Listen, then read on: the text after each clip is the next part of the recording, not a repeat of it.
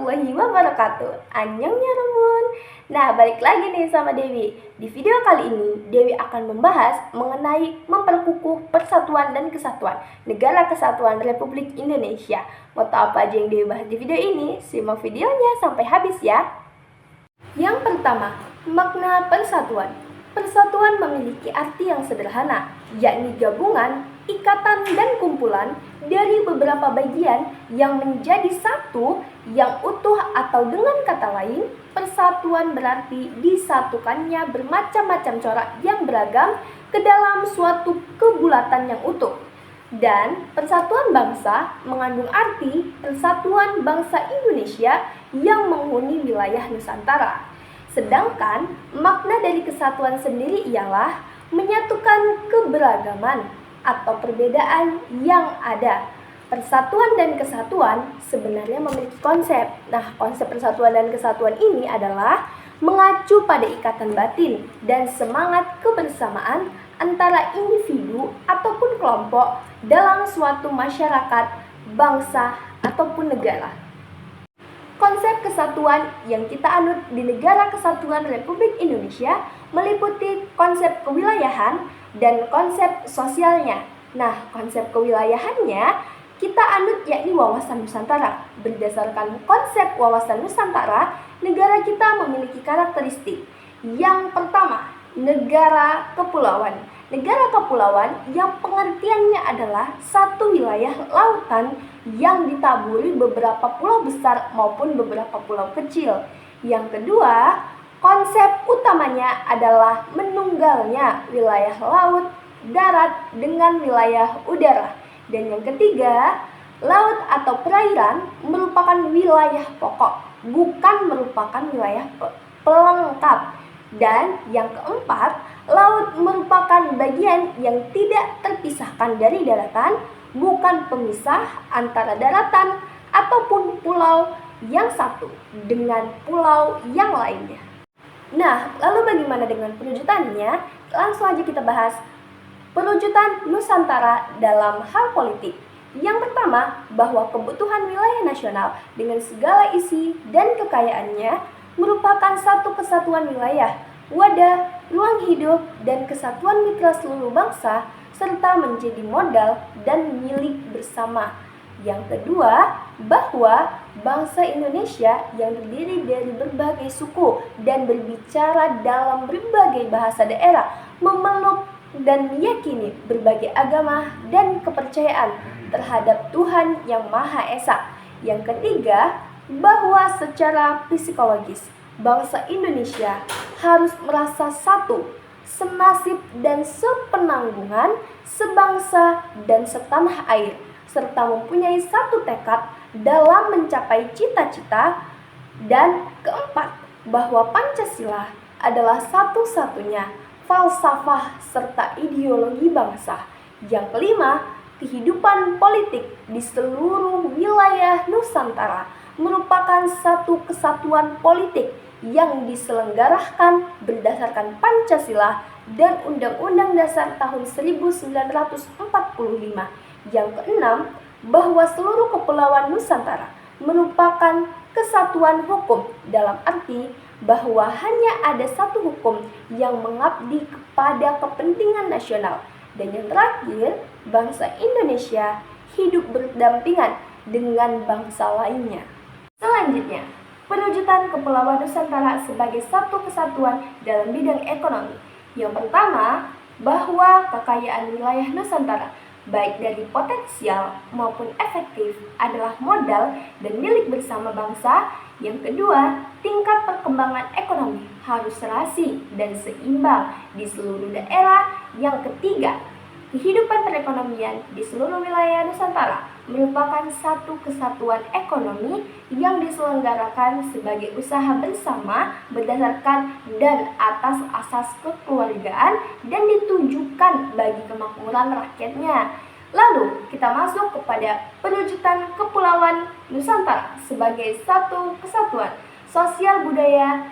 Yang pertama, bahwa masyarakat Indonesia adalah satu peri kehidupan bangsa yang harus dan merupakan kehidupan yang serasi dengan tingkat kemajuan masyarakatnya yang sama, merata, dan seimbang, serta adanya keselarasan kehidupan yang sesuai dengan kemajuan bangsa. Dan yang kedua, bahwa budaya Indonesia pada hakikatnya adalah satu corak ragam budaya yang beragam. Adanya keberagaman tersebut menggambarkan kekayaan budaya yang menjadi modal dan landasan pengembangan budaya bangsa seluruhnya. Dan selanjutnya, serta yang terakhir, perwujudan Kepulauan Nusantara dengan satu kesatuan pertahanan dan keamanan. Yang pertama, bahwa ancaman terhadap satu daerah ataupun satu negara pada hakikatnya merupakan ancaman bagi seluruh bangsa dan negara kesatuan Republik Indonesia. Dan yang kedua, bahwa tiap-tiap warga negara mempunyai hak serta kewajiban yang sama dalam membela negara kita. Bangsa Indonesia yang menginginkan kehidupan dan mencita-citakan kehidupan berbangsa dan berdaulat yang kokoh. Untuk mewujudkan hal tersebut, bangsa yang berdaulat memiliki beberapa faktor. Di antaranya adalah Pancasila, Undang-Undang Negara Kesatuan Republik Indonesia tahun 1945, Sangsaka Merah Putih, Lagu Kebangsaan Indonesia Raya, Bahasa Indonesia, Sumpah Pemuda, serta teks proklamasi. Nah, dan untuk menjadi bangsa yang kokoh, yang satu kesatuan, yang utuh, berbineka, dan juga berdaulat, diperlukannya sikap patriotisme dalam diri kita sendiri.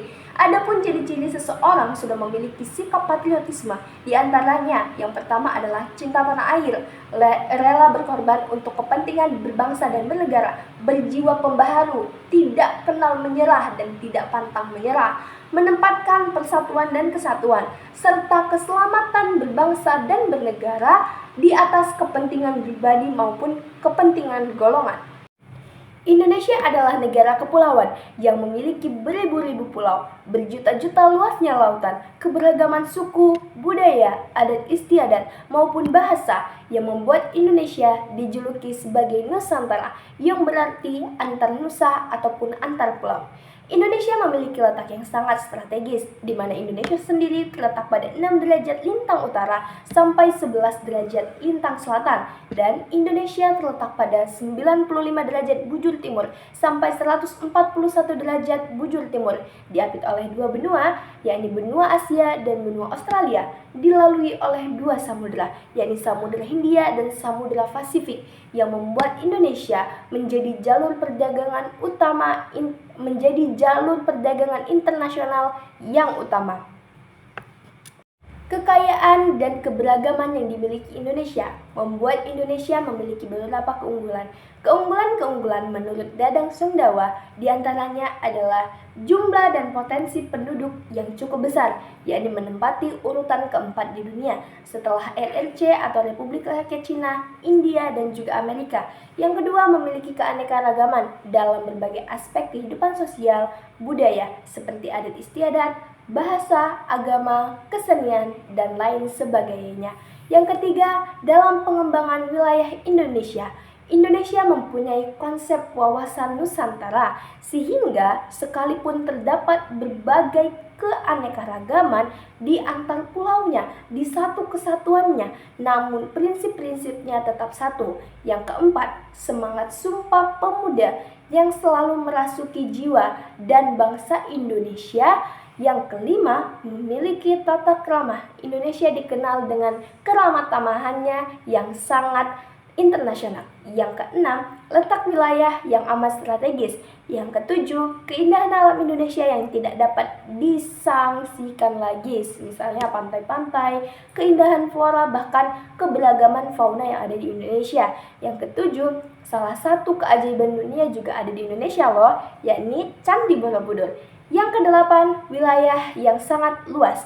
Wilayah Indonesia seluas 5.193.250 km persegi dengan luas daratan sekitar 2.227.087 km persegi dan luas lautan sekitar 3.166.163 km persegi.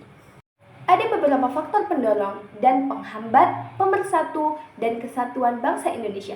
Kita masuk di yang pertama, yaitu faktor pendorong persatuan dan kesatuan bangsa Indonesia.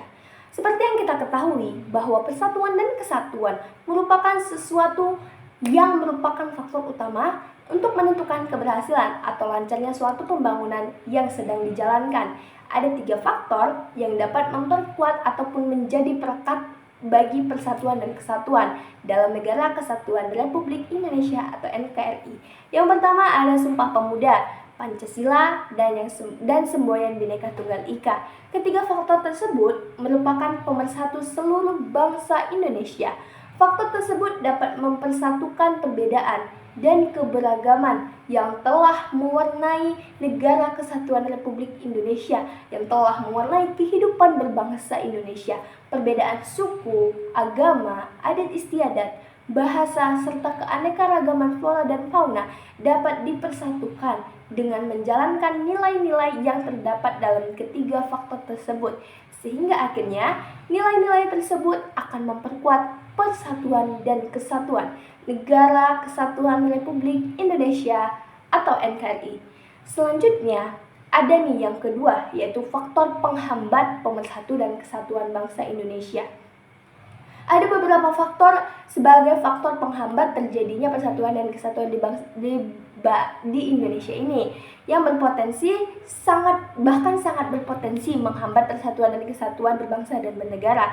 Yang pertama ada kebinekaan ataupun keberagaman pada masyarakat Indonesia. Yang kedua ada geografis. Wilayah Indonesia yang terdiri dari banyaknya pulau dan kepulauan yang memiliki karakteristik yang berbeda-beda. Nah, karakteristik ini nih yang dapat menjadi penghambat dari persatuan dan kesatuan bangsa Indonesia. Yang ketiga, munculnya gejala etnosentrisme. Nah, etnosentrisme ini merupakan sikap menonjol yang kelebihan budaya ataupun menganggap budaya lain lebih rendah daripada budaya yang sedang dianutnya. Nah, yang selanjutnya adalah melemahnya nilai budaya bangsa. Nilai-nilai budaya bangsa dapat melemah karena kuatnya pengaruh budaya asing yang telah masuk ke wilayah Indonesia. Yang kelima, pembangunan yang tidak merata.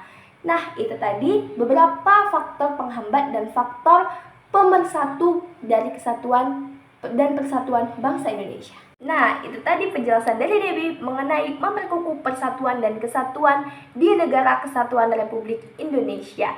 Dari keberagaman budaya, adat istiadat, agama, suku, dan bahasa, kita tetap satu, yakni bangsa Indonesia, dipersatukan oleh lambang yang tercengkeram pada kaki burung Garuda, yakni Bhinneka Tunggal Ika, yang memiliki arti walaupun berbeda-beda, tetapi tetap satu jua. Segitu dulu video dari Dewi. Kalau kalian suka, jangan lupa di like video ini, dan jangan lupa di subscribe juga ya channel YouTube-nya.